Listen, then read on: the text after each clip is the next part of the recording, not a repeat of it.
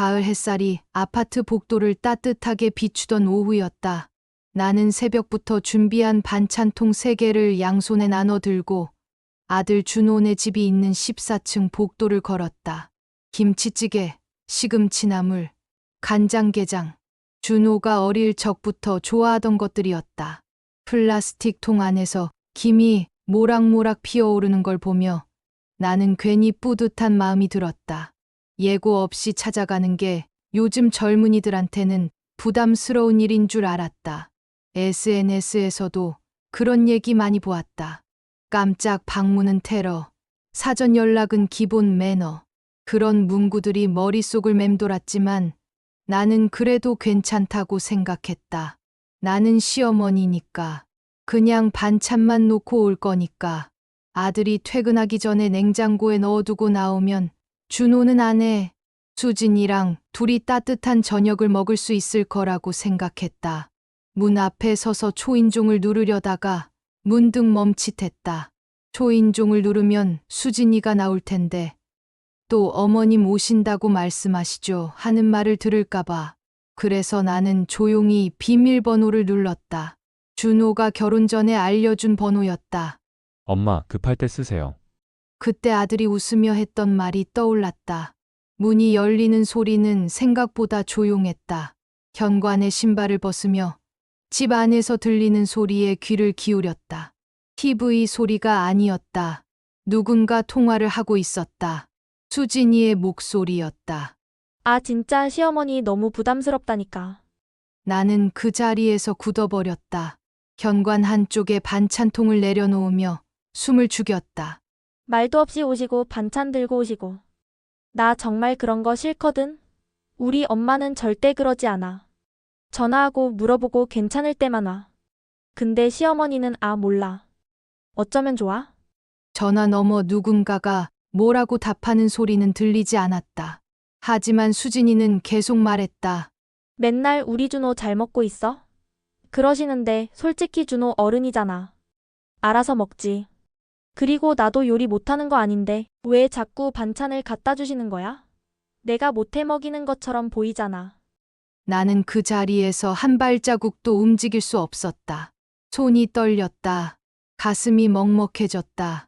아니, 아팠다. 칼로 긋는 것처럼. 수진이의 목소리는 여전히 이어졌다. 진짜 우리 엄마랑은 너무 다르다니까. 언니, 나 진짜 이해 안 돼. 왜 시어머니들은 경계를 모르는 거야? 나는 조용히 신발을 다시 신었다. 발소리가 나지 않도록 최대한 천천히. 반찬통은 현관 구석에 그대로 두었다. 문을 닫으며 나는 숨을 참았다. 소리가 나면 안 됐다. 내가 들었다는 걸 들키면 안 됐다. 복도로 나와 엘리베이터를 기다리는 동안 나는 눈물이 차오르는 걸 느꼈다. 하지만 울지 않았다. 울면 안 된다고 생각했다. 나는 어른이니까, 시어머니니까, 며느리가 힘들어하면 내가 참아야지. 그게 맞는 거니까. 엘리베이터 안에서 나는 거울에 비친 내 얼굴을 보았다. 60대 중반의 여자, 허리는 굽고 손엔 주름이 가득하고 머리엔 흰머리가 성성했다. 이 모습으로 새벽같이 일어나 반찬을 만들었는데 그게 부담이었다니. 집에 돌아와서도 나는 아무것도 하지 못했다. 소파에 앉아 멍하니 창밖을 바라보았다. 저녁이 되어 준호한테서 전화가 왔다. 엄마, 반찬 고마워요. 수진이가 맛있게 먹었대요. 나는 웃으며 대답했다. 그래, 잘 먹어라. 전화를 끊고 나서 나는 가슴에 손을 얹었다. 왜 이렇게 아픈지 모르겠다고 혼잣말을 했다. 하지만 답은 없었다. 그저 가을 저녁 공기만이 차갑게 창문 틈으로 스며들었다. 그날 이후로 나는 아들네 집에 가지 않았다. 아니, 못 갔다. 전화는 일주일에 한 번 정도 했다. 그것도 준호가 출근하는 시간에 맞춰서 수진이와 마주칠 일이 없도록. 엄마, 왜 요새 안 오세요? 보고 싶은데. 준호가 물었을 때 나는 핑계를 댔다. 아, 반찬 가게 일이 좀 바빠서. 요새 단골 손님들이 많이 찾아와. 거짓말이었다. 반찬 가게는 한산했다. 대형마트가 근처에 생기면서 손님이 절반으로 줄었다. 하지만 그렇게라도 말해야 아들이 걱정하지 않을 것 같았다. 명절이 다가왔다. 추석이었다. 나는 일찍부터 송편을 빚고 나무를 묻혔다. 준호네 집에서 차례를 지내기로 했다. 작은 아파트지만 며느리가 좋아할 줄 알았다. 시댁에 오는 것보다 편하니까. 추석 당일 아침 나는 두 손 가득 음식을 들고 아들네 집에 갔다. 이번엔 초인종을 눌렀다.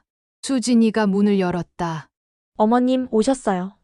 목소리는 밝았지만 표정은 아니었다. 억지로 지은 미소 같았다. 나는 괜히 미안한 마음이 들었다. 수진아, 고생 많다. 음식 다 내가 준비했으니까 너는 편하게 있어. 아니요, 괜찮아요. 제가 할게요. 수진이는 내 손에서 음식을 받아 들고 부엌으로 들어갔다. 나는 거실에 앉아 준호를 기다렸다. 준호는 회사 일로 조금 늦는다고 했다. 부엌에서 들리는 소리가 심상치 않았다. 그릇 부딪히는 소리, 물 콸콸 쏟아지는 소리, 그리고 작게 내뱉는 한숨 소리. 나는 일어서서 부엌으로 갔다. 수진아, 내가 도와줄까? 아니요, 괜찮아요. 수진이는 고개도 돌리지 않았다. 나는 그 뒷모습을 보며 뭔가 잘못됐다는 걸 느꼈다. 하지만 뭐라고 물어야 할지 몰랐다. 차례를 지내는 동안 분위기는 어색했다. 준호는 아무것도 모르는 듯 밝게 웃으며 음식을 먹었다. 수진이는 거의 입도 대지 않았다. 나는 그저 묵묵히 밥을 먹었다. 명절이 끝나고 며칠 뒤 준호한테서 전화가 왔다. 엄마, 수진이가 요새 좀 힘들어해요. 왜?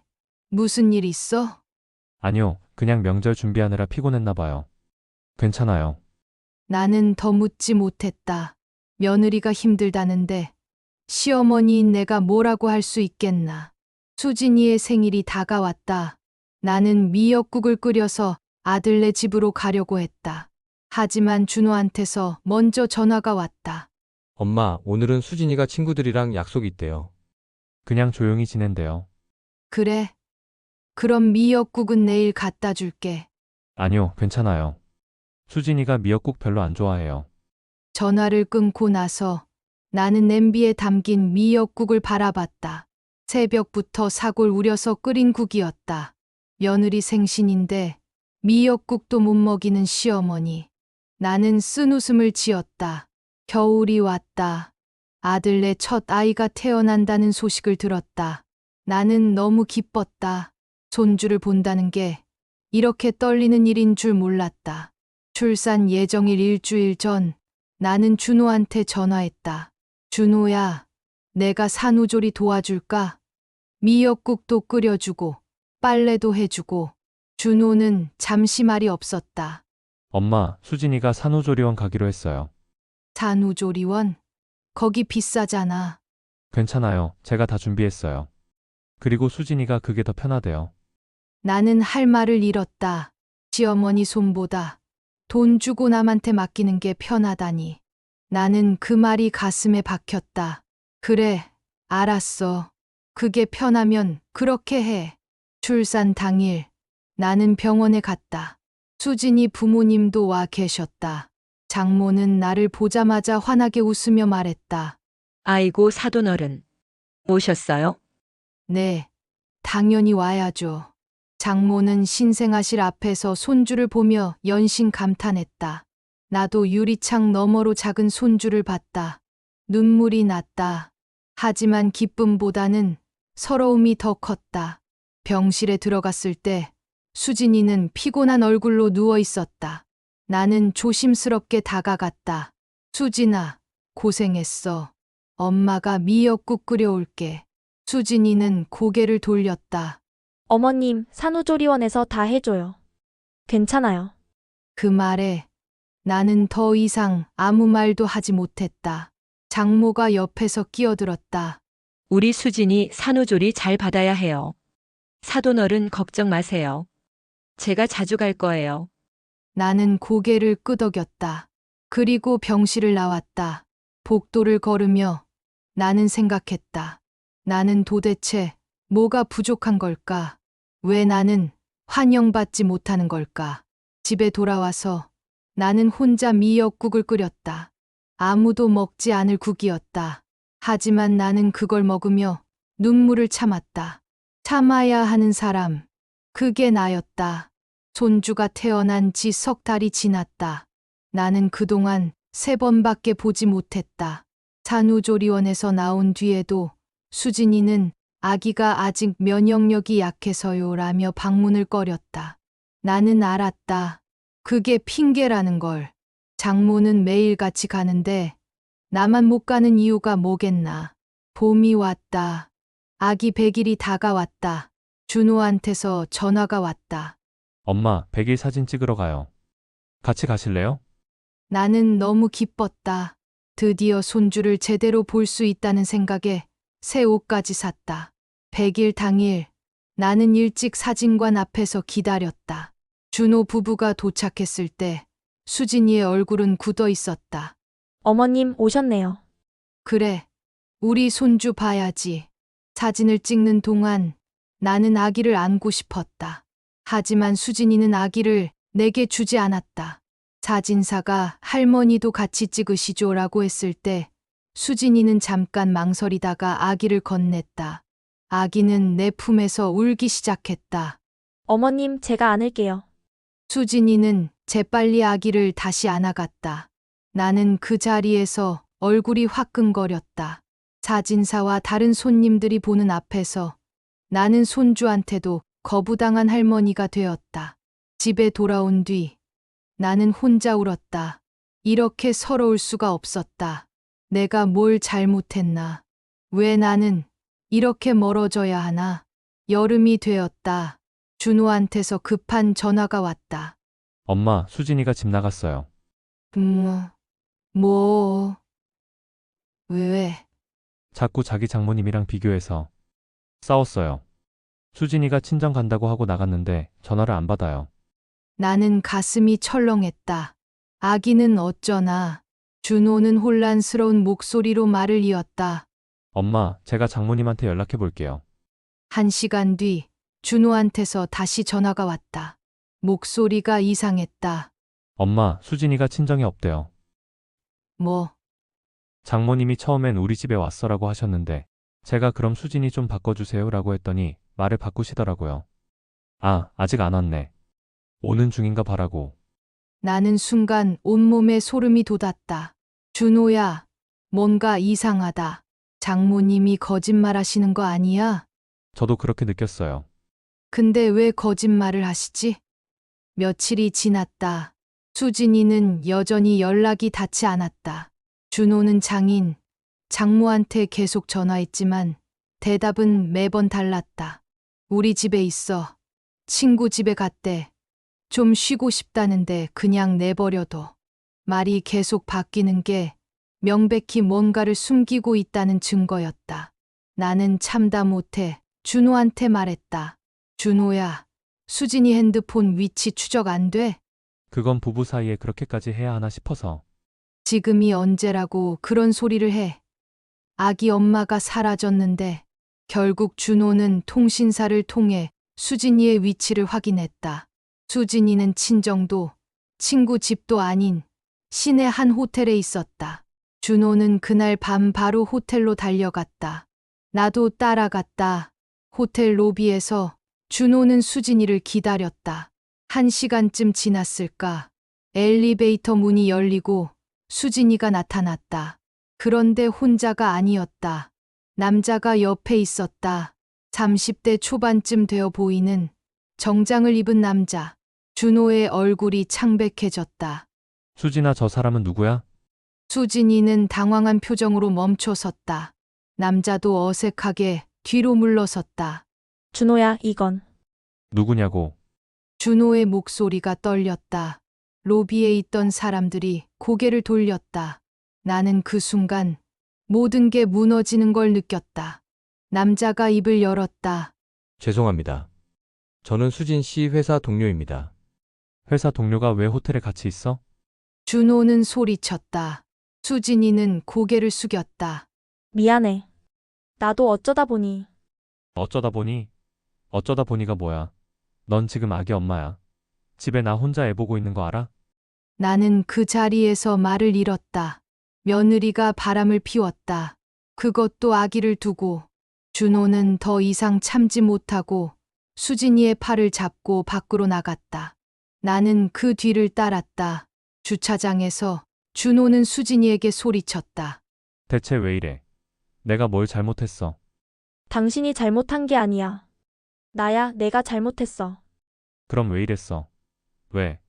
수진이는 울기 시작했다. 나도 몰라. 그냥 힘들었어.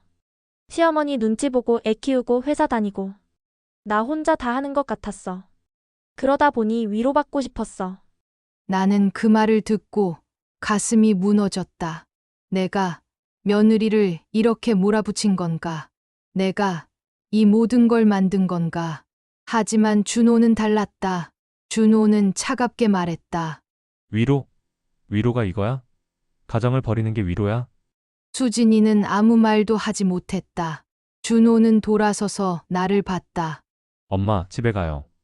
전 혼자 정리할게요. 나는 고개를 끄덕이고 택시를 잡아 탔다. 차 안에서 나는 창밖을 바라보며 생각했다. 이 모든 게 어디서부터 잘못된 걸까? 며칠 동안 준호는 집에 틀어박혀 있었다. 나는 매일 아침 반찬을 들고 아들네 집에 갔다. 아기를 봐주고 준호 밥을 챙기고 설거지를 했다. 수진이는 친정으로 돌아간 상태였다. 엄마, 미안해요. 제가 이렇게 폐를 끼치네요. 준호는 창밖을 바라보며 말했다. 눈이 충혈되어 있었다. 며칠 동안 제대로 자지 못한 게 보였다. 무슨 소리야. 엄마가 당연히 도와줘야지. 나는 아기를 안고 흔들며 말했다. 손주는 내 품에서 새근새근 잠들어 있었다. 이렇게 평화로운 얼굴을 보고 있으면 모든 게 꿈만 같았다. 정말 며느리가 바람을 피운 게 맞나? 이 아이의 엄마가 정말 그런 짓을 한 게 맞나? 일주일 뒤 장모와 장인이 찾아왔다. 나는 그날도 준호네 집에 있었다. 초인종이 울렸을 때 준호는 문을 열었다. 장모와 장인은 수진이를 데리고 왔다. 수진이는 고개를 들지 못했다. 사돈, 우리 수진이가 잘못했어요. 근데 한 번만 용서해 주시면 안 될까요? 장모가 먼저 입을 열었다. 목소리는 떨리고 있었지만 어딘가 익숙한 느낌이 들었다. 마치 이미 여러 번 연습한 것 같은. 용서요? 준호는 냉정하게 말했다. 네, 우리 수진이도 반성하고 있어요. 앞으로 잘할 거예요. 그러니까 이번 한 번만. 장모님, 준호가 말을 끊었다. 수진 씨가 뭘 잘못했는지 아세요? 그야 실수했잖아요. 남자 동료랑 좀 가까워진 거. 근데 그게 뭐 큰일이에요? 요새 세상에 그런 일 흔하잖아요. 나는 그 말을 듣고 입이 떡 벌어졌다. 흔한 일.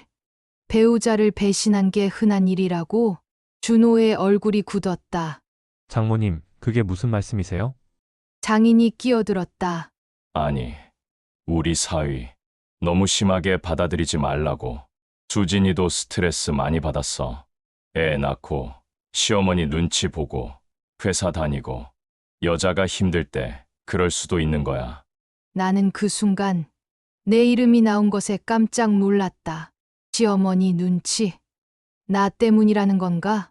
준호는 천천히 고개를 저었다. 장인어른, 그건 이유가 안 돼요.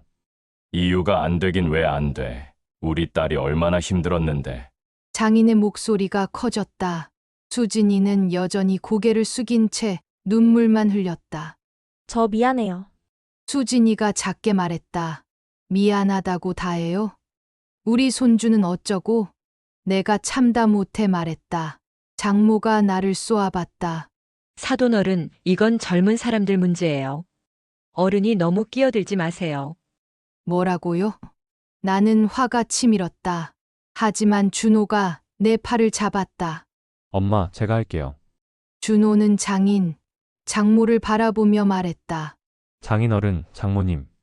저는 용서 못합니다. 뭐, 수진 씨가 잘못한 건 명백해요. 그런데 두 분은 지금 딸을 감싸기만 하시잖아요. 잘못했다고 인정도 안 하시고. 우리가 왜 인정을 안 해? 수진이가 미안하다잖아. 장인이 소리쳤다. 준호는 침착하게 말을 이었다. 장인어른, 수진 씨는 저를 배신했어요. 가정을 버렸어요. 그런데 두 분은 스트레스 받아서 시어머니 때문에라고만 하시네요. 그게 변명이 되나요? 장모가 벌떡 일어났다. 그럼 당신은 완벽했어? 우리 딸한테 잘해줬어? 시어머니가 매일 들락날락 하는데 그게 얼마나 스트레스인지 알아? 나는 그 말에 가슴이 무너졌다. 내가 잘못한 거였나? 내가 너무 자주 간 게 문제였나? 하지만 준호는 단호하게 말했다. 장모님, 우리 엄마는 저를 그렇게 안 키웠습니다. 그 말에 거실이 조용해졌다. 우리 엄마는 저한테 거짓말하지 말라고 가르쳤어요. 다른 사람 탓하지 말라고 가르쳤어요. 잘못하면 인정하고 사과하라고 가르쳤어요. 근데 지금 수진 씨는 뭐 하고 있어요? 잘못을 인정하는 게 아니라 핑계를 대고 있잖아요. 준호의 목소리는 떨리고 있었지만 눈빛은 흔들리지 않았다. 저는 우리 엄마처럼 살고 싶어요. 떳떳하게 살고 싶어요. 그래서 이혼할 겁니다. 뭐? 장모가 소리쳤다. 이혼? 아기는 어쩌고? 아기는 제가 키울 겁니다. 엄마 도움받아서. 나는 그 순간 눈물이 쏟아질 뻔했다. 준호가 나를 믿어준다는 게, 나를 필요로 한다는 게 너무 고마웠다. 장인이 벌떡 일어나 소리쳤다. 당신이 애를 어떻게 키워? 남자가 애를 키운다고? 왜 못 키웁니까? 여자만 애 키우라는 법이 있어요? 준호는 물러서지 않았다. 그리고 우리 엄마가 계세요. 우리 엄마는 절 훌륭하게 키우셨어요. 손주도 잘 키우실 겁니다. 나는 그 말을 듣고 더 이상 참을 수 없었다. 눈물이 흘러내렸다. 준호가 돌아서서 내 손을 잡았다. 엄마, 괜찮으시죠? 그래, 엄마가 도와줄게. 장인과 장모는 더 이상 할 말이 없는 듯 보였다. 수진이는 그저 울고만 있었다. 준호는 차갑게 말했다. 나가주세요. 변호사 통해서 연락드릴게요. 장인과 장모는 수진이를 데리고 나갔다. 문이 닫히고 나서 거실은 고요했다. 준호는 소파에 주저앉았다. 엄마, 제가 잘한 거 맞죠? 그래, 잘했어. 나는 아들의 어깨를 안아주었다. 준호는 내 품에서 울기 시작했다. 나도 같이 울었다. 우리는 한참 동안 그렇게 있었다. 아기는 방에서 여전히 자고 있었다. 우리가 지켜야 할 아이. 이혼 절차는 생각보다 빨리 진행됐다. 수진이 쪽에서 더 이상 다툴 명분이 없었기 때문이다. 양육권은 준호에게 넘어왔다. 장인과 장모는 끝까지 항의했지만 수진이의 외도가 명백한 이상 법은 우리 편이었다.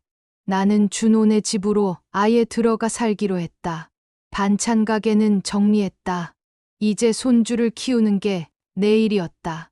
처음엔 걱정이 많았다. 60 중반의 나이에 갓난아기를 키운다는 게 쉬운 일은 아니었으니까. 엄마, 너무 무리하지 마세요. 제가 육아휴직 낼게요. 준호가 말했지만 나는 고개를 저었다. 아니야, 넌 회사 다녀야지. 엄마가 할 수 있어. 솔직히 말하면 두려웠다. 허리도 아프고 밤에 깨는 것도 힘들었다. 하지만 동시에 행복했다. 손주가 내 품에서 잠들고 내 목소리에 웃고 내 손을 꼭 잡는 그 순간들이 나를 살아있게 했다. 몇 달이 지났다. 아기는 무럭무럭 자랐다. 돌잔치를 준비하는 날 준호가 물었다. 엄마, 이번엔 크게 할까요? 친척들도 다 부르고. 그래, 해야지. 우리 손주 돌인데. 나는 돌잔치 준비에 온 힘을 쏟았다. 떡을 주문하고 음식을 준비하고 예식장을 예약했다. 하지만 한편으론 마음 한구석이 불편했다. 수진이 생각이 났다. 이 아이의 엄마인데 돌잔치에 오지 못한다는 게. 준비하던 중 준호한테서 예상치 못한 말을 들었다. 엄마, 수진이한테 연락이 왔어요. 뭐? 돌잔치 때 아기 보고 싶대요. 잠깐이라도. 나는 순간 화가 났다. 자기가 뭘 한 건지 알고 있나. 가정을 버린 주제에 이제 와서 아기가 보고 싶다니. 안 돼. 그 사람 들어오면 안 돼. 엄마, 준호야, 그 사람이 뭘 했는지 잊었어? 너랑 아기를 버렸잖아. 준호는 잠시 말이 없었다. 그러더니 조용히 말했다. 엄마, 저도 화나요. 지금도 용서 안 됐어요. 근데 아기 엄마긴 해요. 나는 준호의 얼굴을 봤다. 아들은 이미 어른이 되어 있었다. 나보다 더 넓은 마음을 가진. 그래도 엄마가 전에 말씀하셨잖아요. 참는 게 미덕이 아니라고. 말해야 할 땐 말해야 한다고. 나는 그 말에 멈칫했다. 내가 그런 말을 한 적이 있었나? 근데 엄마, 저는 이제 말하고 싶어요. 수진이한테도 엄마한테도. 제 마음을요. 준호는 내 손을 잡았다. 엄마, 전 수진이 용서 못해요. 근데 아기한테는 엄마가 필요해요. 그게 아니더라도 저는 엄마처럼 살고 싶어요. 마음이 넓은 사람으로. 나는 눈물이 났다. 아들이 이렇게 컸구나. 내가 제대로 가르쳤구나. 좋아. 그럼 돌잔치 끝나고 잠깐 보게 해줘. 단, 나도 같이 있을 거야. 고마워요, 엄마. 돌잔치 날이 왔다. 친척들이 모였고 아기는 한복을 입고 방긋방긋 웃었다. 나는 손주를 안고 사진을 찍었다. 행복했다. 진짜 행복했다. 돌잔치가 끝나고 예식장 한쪽 방에서 수진이가 기다리고 있었다. 나는 준호와 함께 아기를 데리고 들어갔다. 수진이는 훨씬 여위어 있었다. 눈가엔 다크서클이 짙게 깔려 있었다. 준호야, 우리 아기. 수진이는 아기를 보자마자 눈물을 흘렸다. 준호는 아기를 건넸다. 수진이는 떨리는 손으로 아기를 안았다.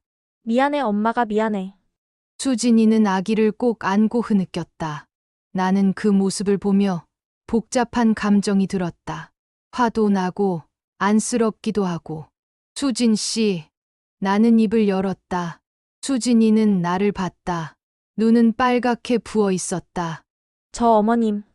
나는 당신 용서 안 해요. 나는 단호하게 말했다. 수진이는 고개를 떨어뜨렸다. 근데 이 애는 당신 딸이에요. 그러니까 한 달에 한 번 이 애 보러 와요. 준호가 같이 있을 때만. 어머님. 오해하지 마요. 당신한테 잘해주는 거 아니에요. 이 애한테 엄마가 필요해서 그러는 거예요. 수진이는 눈물을 닦으며 고개를 끄덕였다. 감사합니다. 정말 감사합니다.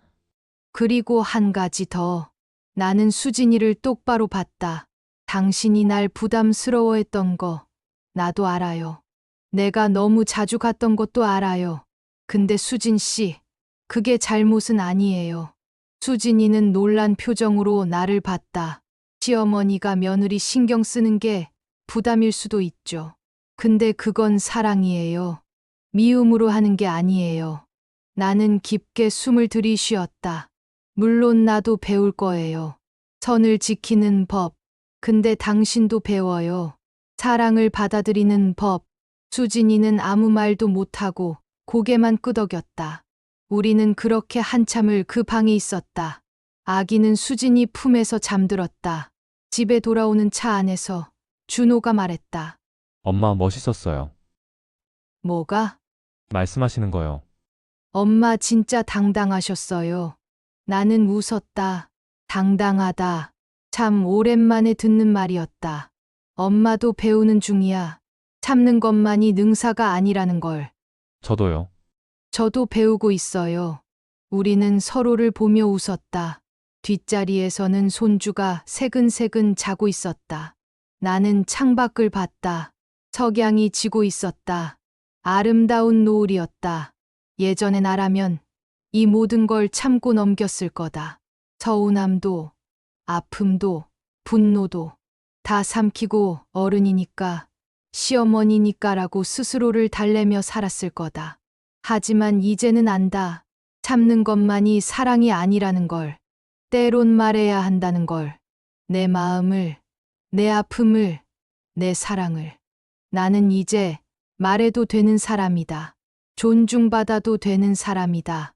그리고 그건 내가 아들에게 물려줄 수 있는 가장 큰 유산이었다.